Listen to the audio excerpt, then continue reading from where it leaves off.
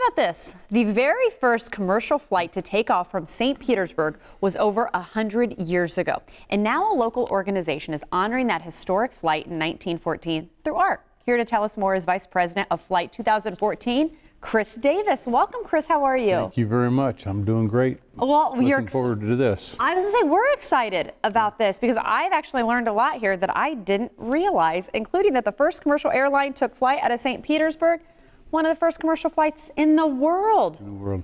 Heavier than air flight. Germany had been flying Zeppelins for about 4 years, but this was the first heavier than air commercial flight. And it was scheduled, and you were talking about how a lot of people give St. Pete credit, but Tampa was involved as well. Explain. Correct. Well, the flight, the whole idea started with a gentleman named Percival Fansler, who was a Jacksonville businessman, salesman, kind of a promoter.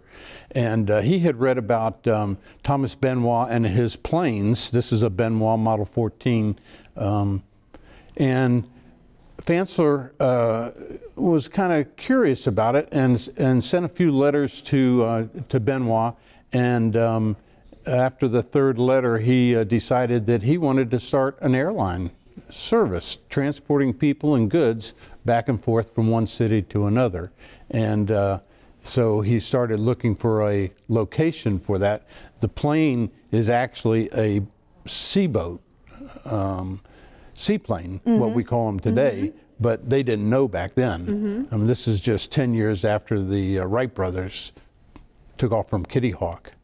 And so when I'll say, we're looking at some pictures right now of the history component of it, and so you're celebrating it, you're actually out trying to spread awareness because St. Pete really wants to get behind.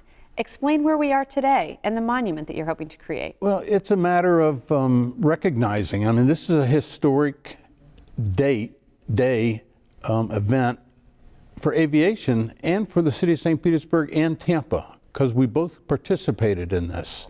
And you know, we've always had that kind of St. Petersburg-Tampa feud going on. But this is something that we work together on.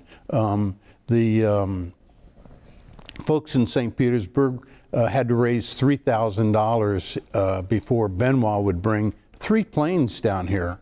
And 2 of the planes were going to be used for the flights back and forth between St. Petersburg and Tampa, and the third one for training pilots.